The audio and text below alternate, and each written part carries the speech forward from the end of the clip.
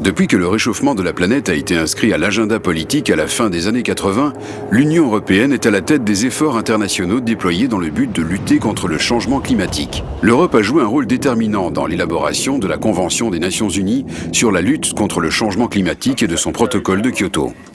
169 pays ont ratifié le protocole. Parmi ceux-ci, 35 nations industrialisées se sont engagées à réduire d'ici 2012 leur émission de gaz à effet de serre de 5% en moyenne par rapport au taux de 1990. L'Union européenne va plus loin et s'est engagée à une réduction de 8%. Climate Action Network coordonne la position d'un grand nombre de groupes de pression européens vis-à-vis du changement climatique. L'Union européenne joue indubitablement un rôle de meneur sur la scène internationale en matière de changement climatique. Elle a fait avancer cette question sur le plan international et a contribué à l'adoption du protocole de Kyoto et à son entrée en vigueur. Avec l'élection de M. Bush, les États-Unis ont pris leur distance par rapport au protocole de Kyoto.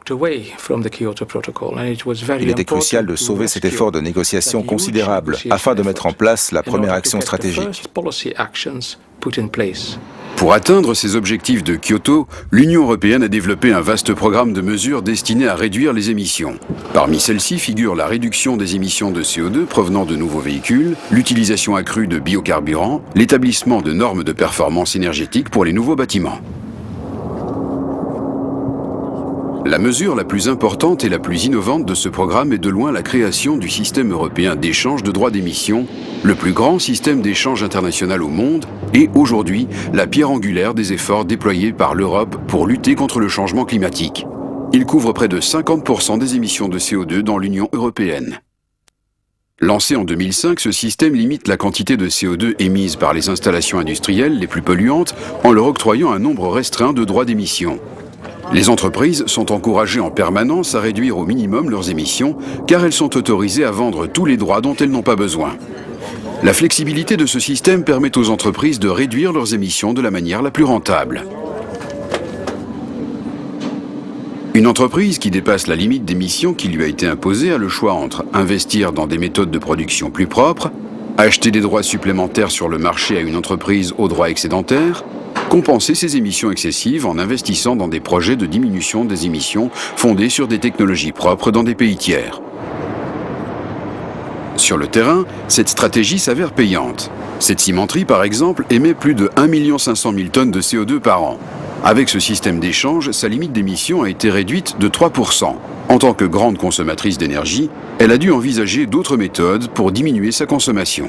Au niveau de l'entreprise, Kyoto a apporté d'abord une réflexion sur l'outil industriel. Dans ce cadre-là, nous avons regardé tous les moyens possibles et imaginables en termes de réduction de consommation d'énergie, qui est le premier vecteur finalement d'émissions de CO2. Un exemple relativement simple, c'est la volonté de réduire la teneur en eau de la pâte que nous utilisons ici en alimentation de nos fours. Grâce aux mesures qu'elle a mises en œuvre, l'usine a pu réduire ses émissions de CO2 de près de 50 000 tonnes par an. La première phase du système d'échange de droits d'émission, qui se termine cette année, a été une répétition de l'approche « apprendre en faisant ». Ce système est en train d'être affiné pour la période d'échange 2008-2012 afin qu'il puisse remplir son rôle en tant que mesure clé pour garantir que l'Union européenne et ses États membres réalisent les objectifs de Kyoto. Nous avons pris de nouvelles décisions pour 2008-2012, la première véritable période de Kyoto.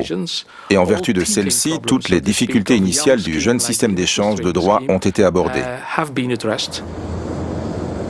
Le climat mondial commence déjà à changer en raison des émissions de gaz à effet de serre provenant de l'utilisation de combustibles fossiles et d'activités telles que la déforestation.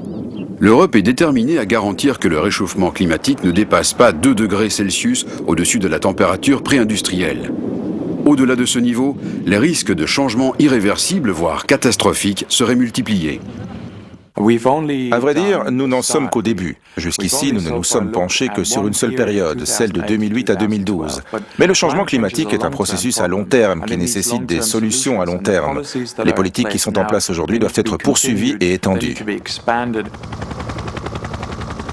L'Europe voit déjà au-delà de Kyoto et envisage une série de mesures dont une amélioration de 20% de l'efficacité énergétique d'ici 2020, une augmentation majeure de la consommation d'énergie renouvelable, y compris de biocarburants, une extension du système d'échange de droits afin de couvrir le secteur de l'aviation où les émissions augmentent rapidement. La Commission européenne œuvre également au renforcement du système européen d'échange de droits d'émission afin d'en faire le pilier central d'un futur système mondial d'échange de carbone. L'expiration des objectifs de Kyoto étant prévue pour 2012, l'Europe fait pression pour que soient entamées rapidement les négociations sur un accord mondial ambitieux devant succéder au protocole. La prochaine étape essentielle doit être la réduction collective, dans les pays développés, des émissions de gaz à effet de serre de 30% par rapport à 1990 d'ici 2020. Comme première étape vers cet objectif, l'Union européenne s'est engagée fermement à réduire ses émissions d'au moins 20% durant cette période, indépendamment des autres pays. Pour réussir, un engagement global nécessitera que les pays en voie de développement ralentissent aussi la croissance de leurs émissions. L'Union européenne se caractérise par la diversité économique. Certaines de nos économies évoluent en économie de services, certains États membres sont en train de développer leur secteur industriel, tandis que d'autres sont très forts en agriculture. L'Europe dotée d'une telle diversité économique et néanmoins respectueuse des engagements contractés au titre du protocole de Kyoto est un très bon exemple pour le monde, car le monde est après tout aussi diversifié. Bien qu'elle n'émette que 14% des gaz à effet de serre produits dans le monde, l'Europe est à la tête de la lutte contre le changement climatique et montre l'exemple au reste du monde. Mais comme nous le rappelle la Commission européenne, nous pouvons tous contribuer à la réduction des émissions en modifiant notre comportement.